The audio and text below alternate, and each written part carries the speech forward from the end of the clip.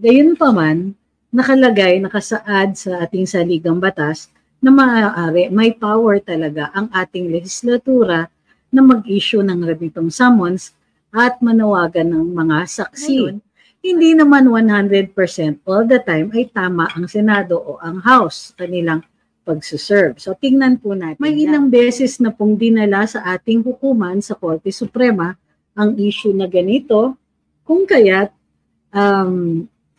parating ina-uphold ng ating Supreme Court ang power ng ating Senate o ng House mag-issue ng summons. Ito nga mga kababayan, bago natin ituloy ang video na ito, kung bago ka lang sa aking YouTube channel baka pwede makahingi ng like at subscribe at click mo na rin ang notification bell para updated ka sa aking nilalabas na bagong video. Salamat po.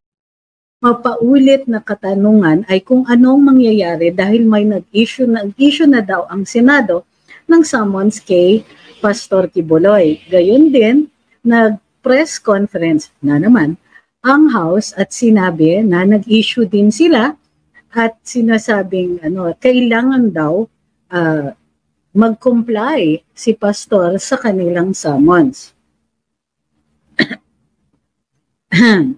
So, anong mangyayari dito? Well, ano ba ang nature ng inquiries in aid of legislation? Sabi ng Korte Suprema, hindi po ito hukuman. Ang kailangan, ang pag-i-issue ng mga summons dito ay sa mga taong maaaring magbigay liwanag sa sitwasyon o mga kondisyones o magbigay ng mga facts ukol dun sa isang iniimbestigahan nilang posibleng i-draft na batas, posible rin nilang i-amyendahan, o posible rin nilang i-repeal. Hindi po lahat ng mga inquiries in aid of legislation ay nagbubunga ng isang batas o ng pagbabago sa batas o sa pagre-repeal nito. Gayunpaman, nakasaad sa ating saligang batas na maaari may power talaga ang ating legislatura na mag-issue ng ganitong summons at manawagan ng mga saksi. At para nang sa gayon ay ma-fulfill nila ang kanilang obligasyon bilang mga mambabatas na gumawa ng nararapat na batas para for the public good. Ngayon, hindi naman 100% all the time ay tama ang Senado o ang House kanilang pagsuserve. So, tingnan po natin yan. So, halimbawa, ang sinasabi nila ay mag-serve sila ng summons. Ngayon, para makumpel nila na pumunta ang isang saksi, kailangan natanggap yung summons na yon. Kung wala yung tao dun sa kanyang declared home address o sa ibang mga address, masaserve ba ang summons? Kadalasan po, hindi. Kasi kung wala naman doon, pero may nag-receive, ang katanungan dito ay natanggap ba ng taong yon yung kanyang summons?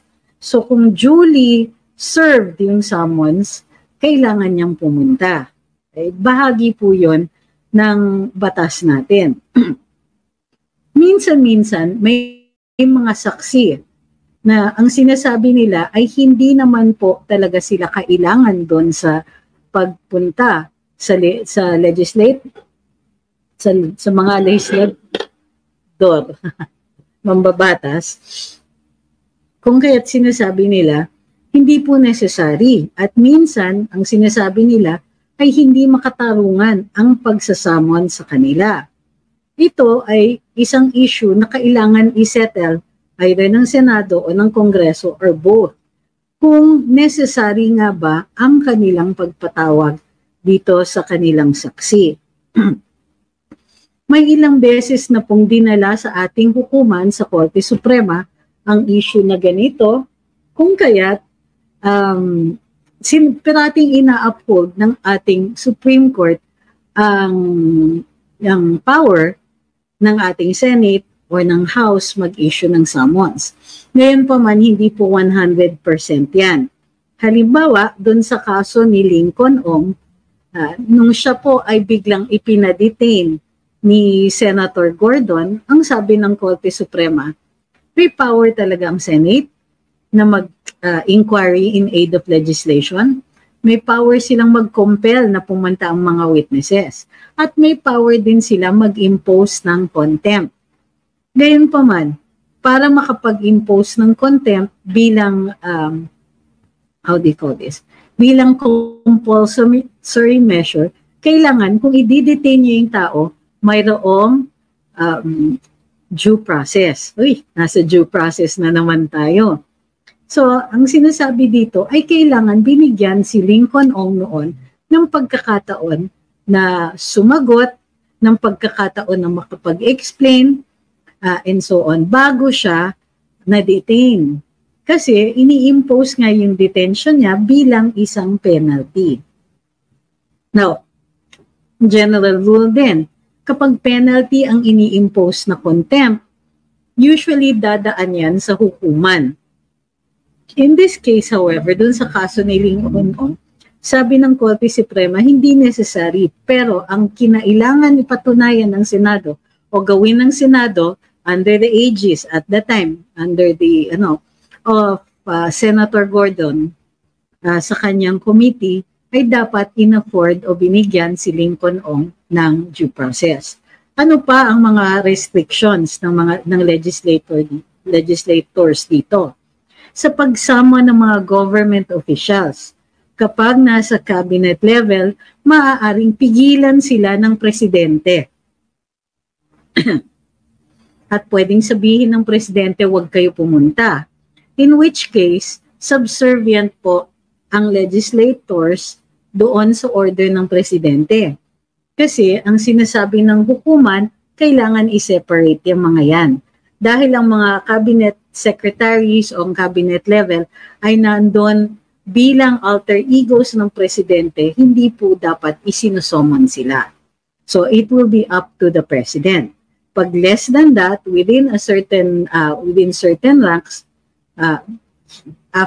below that of cabinet secretary, then kailangan pumunta pa rin. So, si Pastor Kibuloy ay isang private person.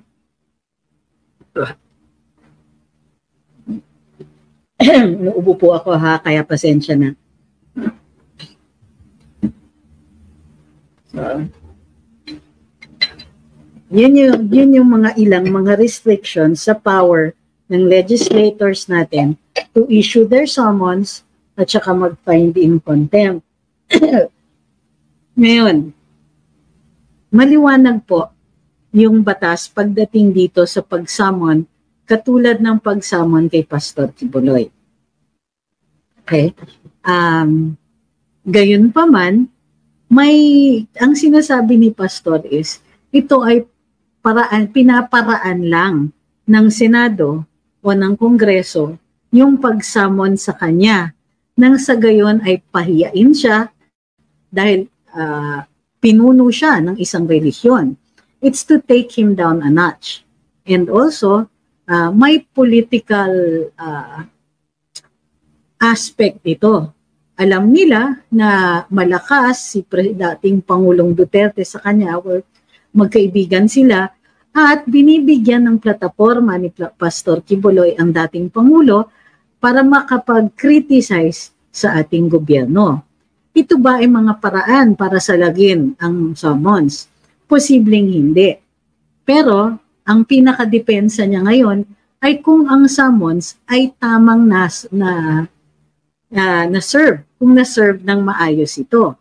Inanunsyo na ni Pastor Kibuloy na wala siya doon sa mga lugar kung saan ine-expect siya. And therefore, kung pilitin ng Senado na doon siya i-serve, pwede niyang i-contest kung duly served yung summons na yon. Isa yung depensa, ha?